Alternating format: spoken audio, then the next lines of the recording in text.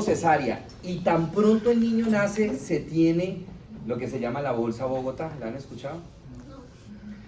Cogen una bolsa de lactato de 1000, ¿sí? La abren y se la cosen al niño encima, para que sea la bolsa la que proteja la víscera. Y se le hace la plastia, se opera a ese niño y se le mete la víscera dentro de la cavidad abdominal. Esa es la primera patología, gastrosquisis. Hay otra patología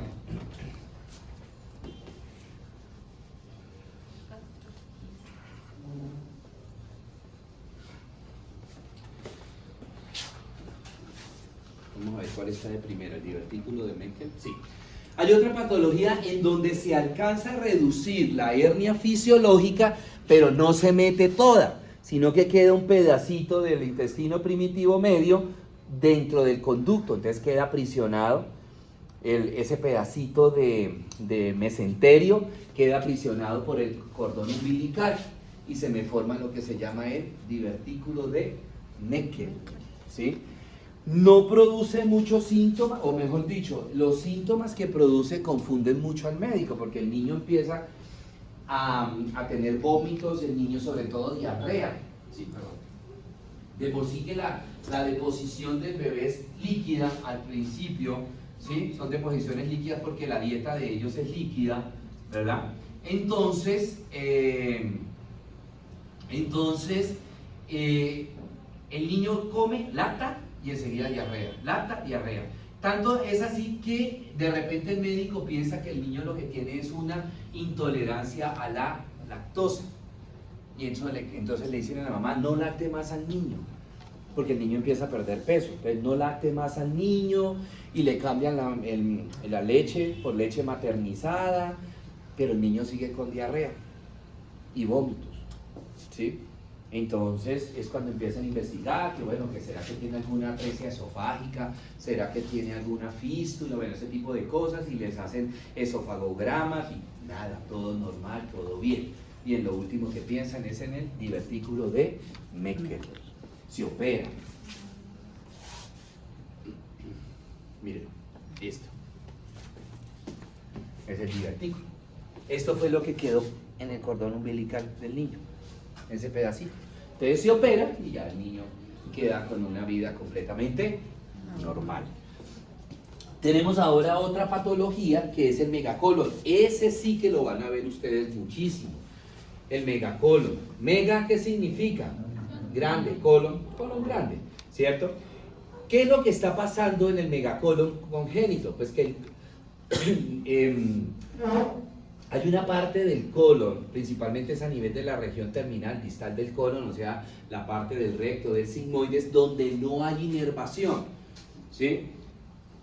La inervación normalmente del colon depende de dos plejos nerviosos, uno que se llama el plejo mientérico y el otro que se llama el plejo submucoso, ¿sí?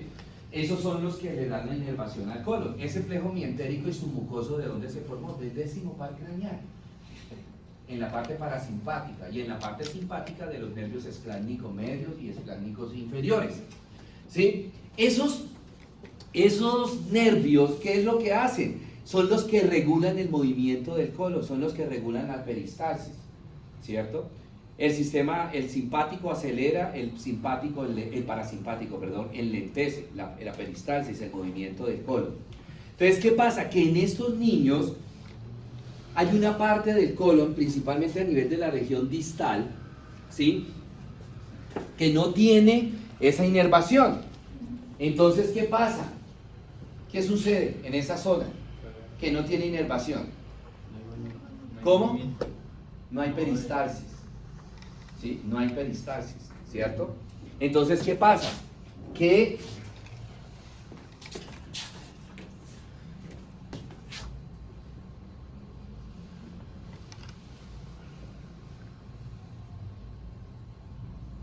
esto no tiene nervios, entonces la comida llega hasta acá,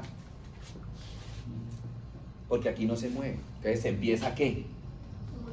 A acumular la comida acá, ¿sí? La materia fecal, y se empieza ¿a qué? ¿Cómo se llama cuando, señor? Antes de la obstrucción. ¿Cómo se llama cuando se acumula mucha materia fecal o comida, dependiendo en qué parte sea? ¿Sí qué?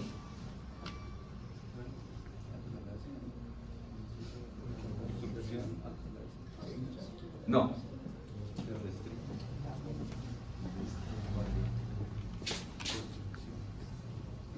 Ah.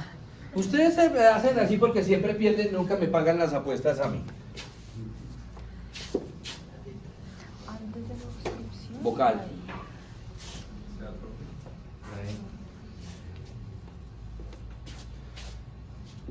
No, pues que es muy... No, ya. Consonante.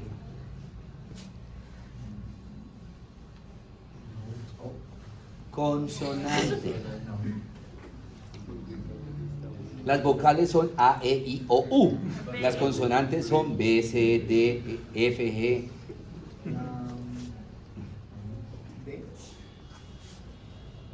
No hace rápido. Una pista. Sí. Pues la pista es esa, la que jueguen al ahorcado. Antes de la obstrucción. Vocal. A.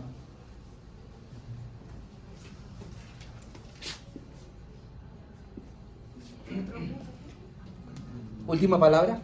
No. No. Donde lleguen a decir otra cosa así, ya no es. Consonante. Sí. Colap. No. ¿Acalasia? No.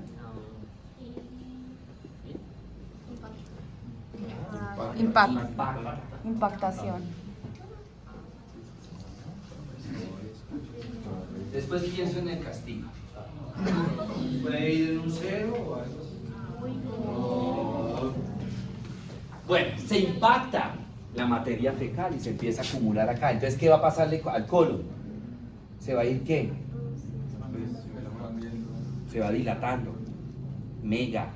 Se va dilatando. Mire todo ese pocotón de aire que tiene. Esto es quirúrgico.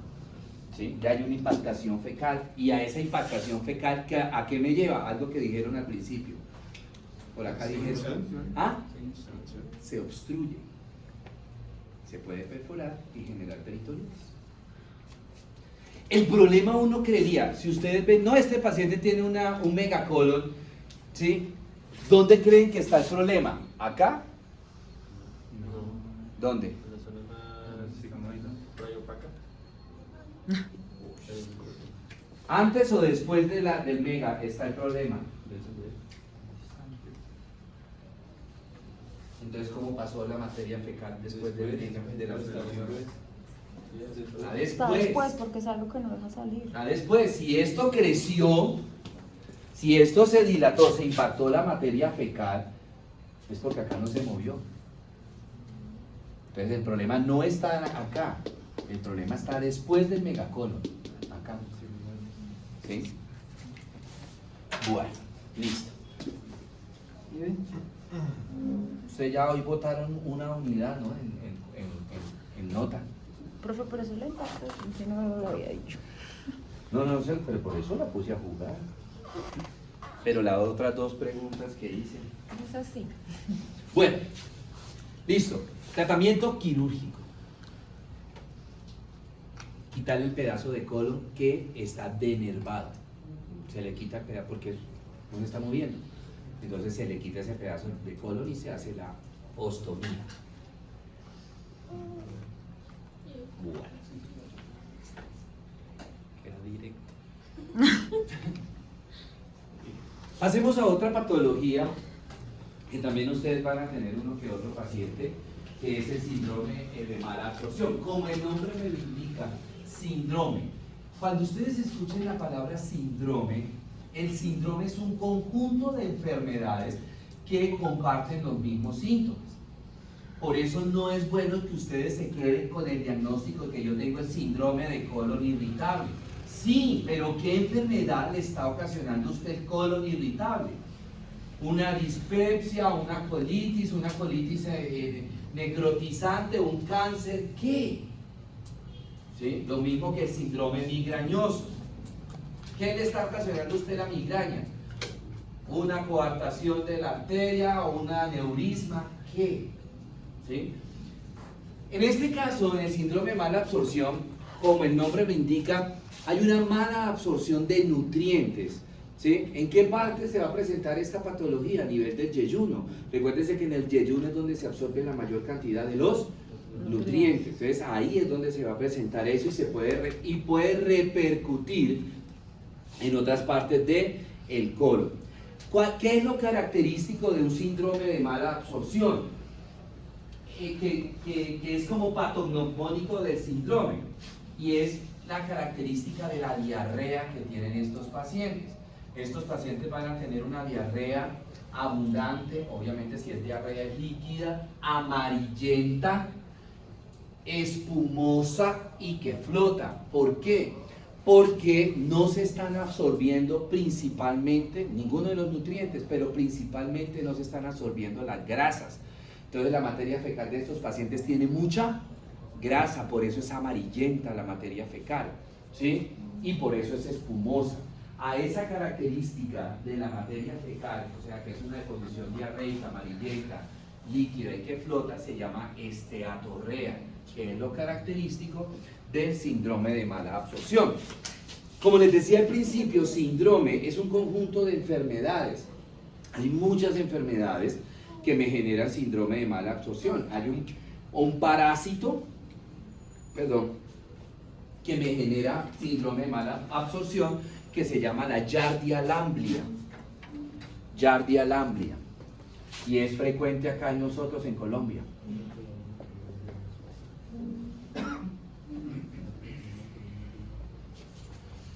Este parásito es así cóncavo. Y él llega y se pega a la pared y tiene en la parte ventral, tiene un pocotón de chupitas y se pega, usa las chupitas para dos cosas, para pegarse en la pared del colon y para chupar los nutrientes. Entonces el parásito se está robando de ese paciente los nutrientes, ¿sí? Y hay otras enfermedades ya no generadas por Giardia o por parásito, que son, de las tres que vamos a ver, dos son frecuentes en nuestro medio. Bueno, ¿cuál puede ser la causa? Lo que les decía yo ahorita. La causa principalmente es que hay deficiencia de enzimas pancreáticas. Recordemos que el páncreas es un órgano mixto, tiene una función tanto exocrina como endocrina. La función exocrina es la que tiene que ver con la digestión. Esa función exocrina se caracteriza por la producción de enzimas como son la amilasa, la lipasa, la tripsina, la quimiotripsina, la fosfatasa, la elastasa. Todas ellas se encargan de desdoblar alimentos. Acuérdense que esas se producen y llegan al duodeno, donde convierten el quimo en kilo. Entonces desdoblan ya todo, pero principalmente a nivel del duodeno, lo último que se desdobla son ¿qué? Las grasas, ¿sí? Las grasas. Ya en el estómago se han desdoblado por acción de los jugos gástricos vitaminas, proteínas, minerales, etc. Pero las grasas no se metabolizan a nivel gástrico, se hace el proceso a nivel duodenal. Entonces, al haber una deficiencia de las enzimas pancreáticas, principalmente de la lipasa, las grasas no se van a metabolizar, entonces van a pasar ¿a dónde? Al yeyuno, y no lo absorbe el yeyuno y pasa al ilio, y acuérdense que en el ilio se forma la materia fecal, entonces esa grasa cae en la materia fecal. Puede haber deficiencia también de amilasa y de tripsina, que no se van a metabolizar, entonces lo que son los carbohidratos y las proteínas en este paciente. Estos pacientes comen muchísimo, esos pacientes viven con mucho apetito, ¿sí? Comen mucho, y eso comen ahorita una bandeja paisa y a los 5 minutos ya tienen hambre y se puede desampar otra bandeja paisa, ¿sí? El problema es que son flacos. ¿Por qué? Porque todos los nutrientes se están perdiendo. Todos los nutrientes se están perdiendo. Están saliendo a través de ¿qué? De la materia fecal, ¿cierto? Bueno. Otra causa un poquito menos frecuente es que haya un problema en la bilis, en la formación y en la composición de la bilis, que no permita, entonces, al haber una poca producción de bilis, no se van a metabolizar las vitaminas. Entonces son pacientes que igual, son delgados, son pacientes flacos, pero dependiendo de las vitaminas, por lo general la vitamina, el hierro y la vitamina del complejo B son las que no las va a absorber el cuerpo. Entonces son pacientes pálidos, son pacientes anémicos, ¿sí? Son pacientes con astenia, adinamia, son pacientes con mucha somnolencia, ¿sí? Ustedes deberían hacerse un estudio de ácidos biliares. Y lo último, las anormalidades de la mucosa, que es lo que les explicaba de la Giardia lamblia. Hay algo, en este caso un parásito, que está lesionando la mucosa del intestino. Bueno, ¿cuáles son las 3 enfermedades más frecuentes que producen síndrome de mala absorción? Tenemos la enfermedad celíaca, el sprue tropical y la enfermedad de Whipple. Lo que son las 2 primeras se presentan en Colombia, la Whipple no se presenta en Colombia salvo que uno, por así decirlo, venga de Europa, que es muy frecuente en Europa, y que uno haya durado mucho tiempo en Europa, uno puede venir con la enfermedad. Bueno, entonces hablemos de la enfermedad celíaca. La enfermedad celíaca se produce por el consumo excesivo de una sustancia que se llama la gliadina, y esa gliadina la encontramos en el trigo y sus derivados. Entonces, por ejemplo, esas personas que consumen mucho pan, muchos productos, muchos alimentos que sean hechos a base de trigo. Y gluten, el consumo de mucho gluten. Ya no se ve tanto el gluten. De pronto ustedes han visto propagandas, o de pronto cuando uno va al supermercado hay ciertos alimentos que dicen free gluten, o sea, libres de gluten. Anteriormente esta enfermedad era muy frecuente. ¿Quiénes son las personas que consumen frecuentemente el gluten, señor Edi Santiago, que está compartiendo con su compañero? Cuéntenos. ¿No sabe? No habla. Y entonces que estaba riendo porque se bobó. Ahorita les doy a los dos un seminario para la próxima clase. Muy bien, entonces, ¿quiénes eran los que anteriormente consumían mucho gluten? Ya hablo hasta hace como unos 10, 12 años. Don Julio. ¿Quién? ¿Que comían mucho gluten? Porque las personas del campo que dicen que no, como hace la harina de plata. ¿Hace 10 años? Como hasta hace 10 años se consumía mucho gluten en estas personas. ¿Vegetariano? ¿Cómo? ¿Vegetariano? Los vegetarianos. Porque el gluten era la principal fuente de proteínas para ellos. Como ellos no podían comer carnes, la principal fuente de vitaminas, de proteínas, perdón, para ellos era el gluten. Y venía, ustedes han visto, perdón la analogía, el molipollo, venía así como un salchichoncito de gluten, y ellos simplemente lo que hacían era cortarlo en rodajitas y lo asaban o lo guisaban y toda esa cuestión. Debido a la gran, precisamente porque empezaron muchos de los vegetarianos a aparecer con síndrome de mala absorción, se dieron cuenta que era a raíz del gluten. ¿Y de dónde sale el gluten? Del trigo. ¿Sí? Sale del trigo.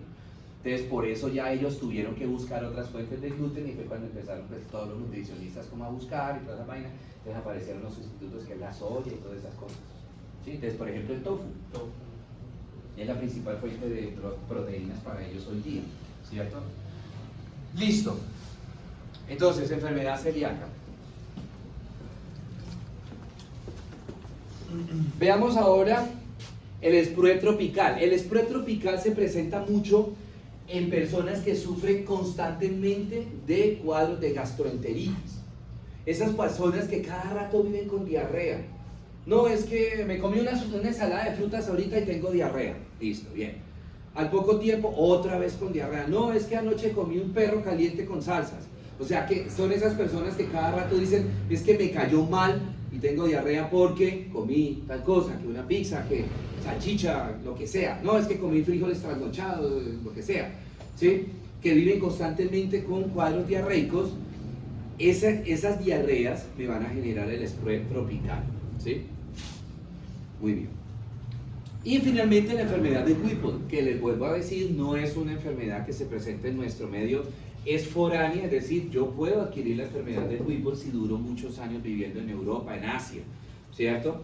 Esto es debido, principalmente se presenta, es por el consumo de algunos, no sé si ustedes conocen, nosotros no tenemos esa cultura de los berros, que es como una hierba ¿sí? Por ejemplo, en Europa, en Asia, los berros es algo muy, no digo afrodisíaco, es algo muy exótico, es una comida muy exótica, y allá se consume mucho, que la crema de berros y toda esa cuestión.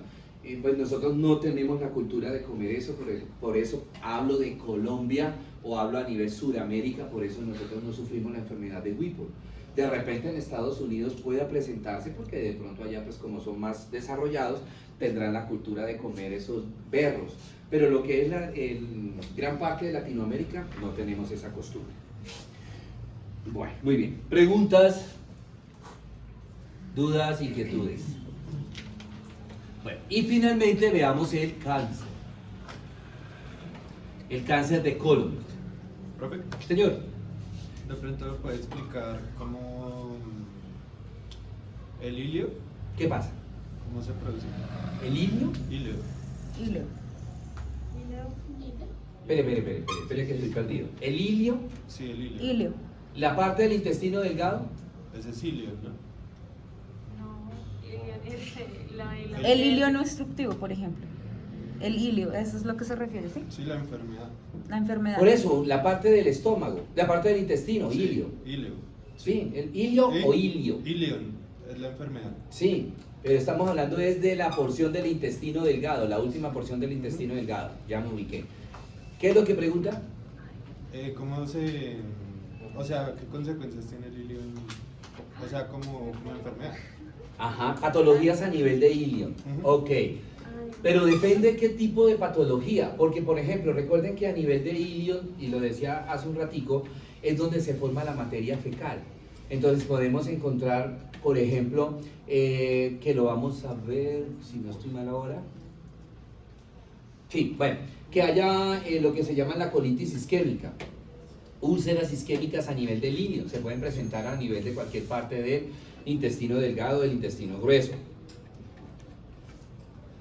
Esas lesiones tienden a ser precancerosas y tienden a producir lo que son las rectorragias, materia fecal con sangre. Entonces, dependiendo, por ejemplo, también se pueden presentar algo que vamos a ver acá, los pólipos a nivel del hilio, se pueden presentar lo que es la enfermedad diverticular, la diverticulitis, que todos son lesiones neoplásicas. En el caso del pólipo es benigno, en el caso del divertículo es una lesión premaligna, ¿sí? Y el propio cáncer, ¿no? Ahí habría que de repente escoger una o dos enfermedades específicas y me avisen y se las explico, ¿sí? Sí, es que allá en la clínica hacen muchos rayos X de abdomen y Ujú. sale como tal el diagnóstico de hilio obstructivo. Obstructivo, exacto. Puede ser de la presencia de una masa tumoral que esté tapando toda la luz del intestino, del hilio. Puede ser un pólipo, una enfermedad diverticular. Entonces, algo que esté tapando el hilio, que tiene que ser sí o sí un efecto mecánico, es decir, tiene que ser algo, una masa. Llámese pólipo, llámese enfermedad diverticular, llámese cáncer.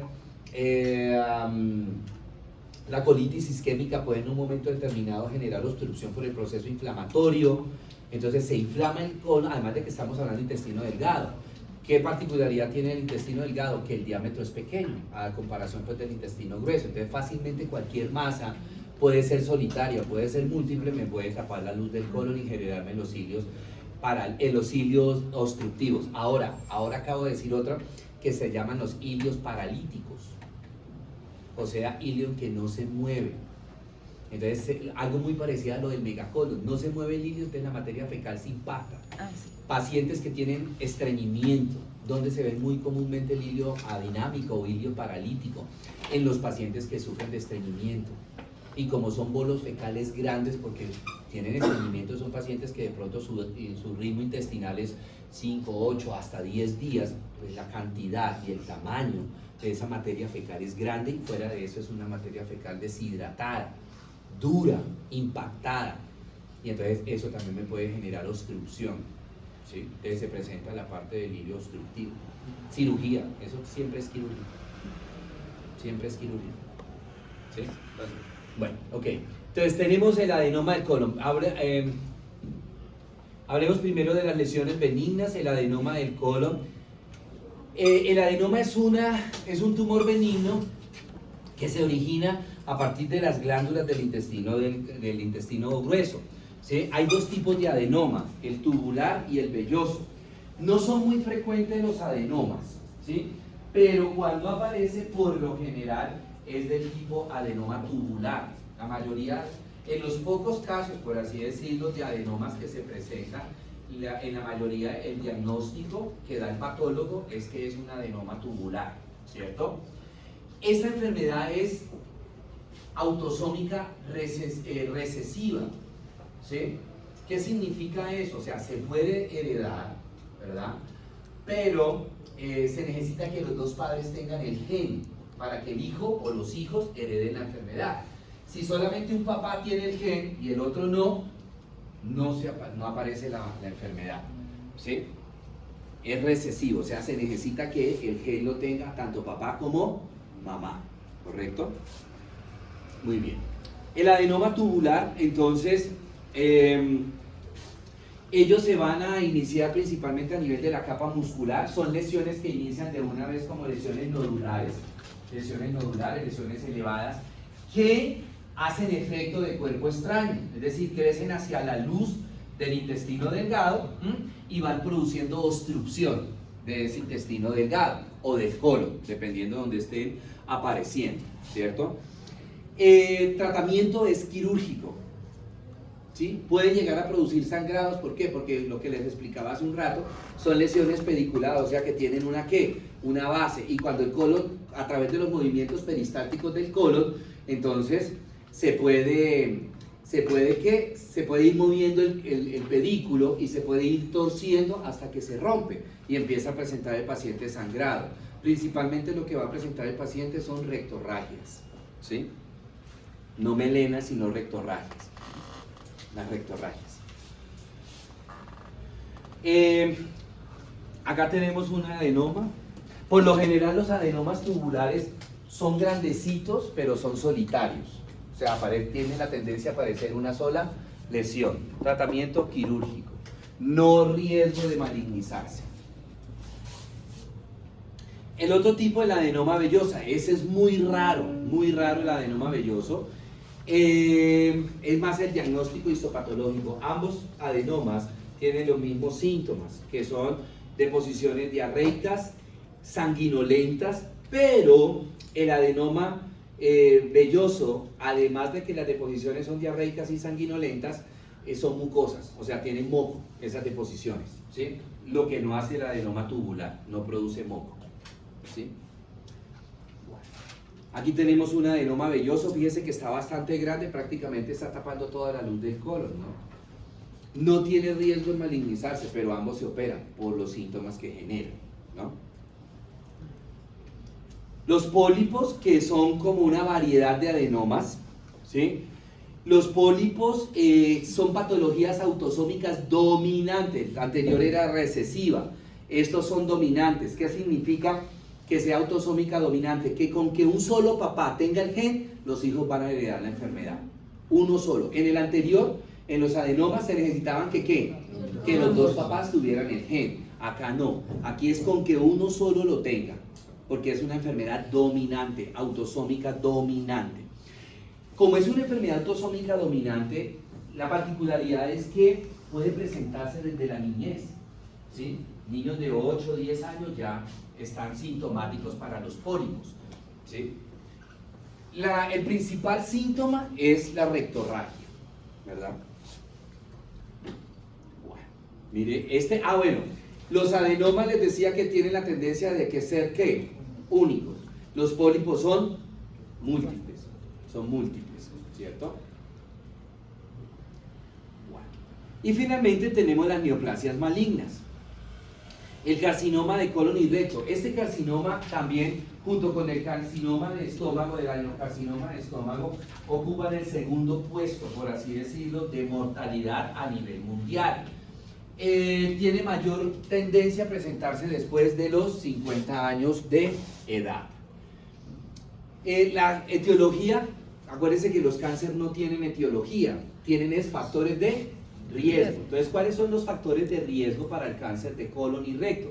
Una dieta rica en grasa animal, que digamos que este factor de riesgo hoy día se ha disminuido mucho porque la gente como que ha adquirido la cultura de cuidarse más, ¿no? Entonces no comen la carne gorda, de repente no consumen mucho el pellejito del pollo, ese tipo de cosas, ¿no? Y la dieta baja en fibra. Si uno mira a los pacientes con cáncer de colon, un factor que ellos tienen muy común es el estreñimiento. Y ese estreñimiento ocasionado ¿por qué? Por el bajo consumo de fibra y bajo consumo de agua. Por eso la materia fecal de los pacientes que sufren de estreñimiento es una materia fecal deshidratada, dura. Y eso eso hace que el colon no se mueva casi, por eso no tenga casi peristalsis y por eso casi no tiene las evacuaciones fecales. Muy bien. ¿Cómo comienza? Entonces el cáncer, recuerden que se va a comenzar a nivel de la mucosa, comienza directamente como una masa nodular, como una masa polipoide que va creciendo. Desafortunadamente para el paciente es una masa que crece, es altamente infiltrante, esa masa es altamente invasiva, es decir, que rápidamente va creciendo la masa en superficie y también va comprometiendo los planos profundos, ¿cierto?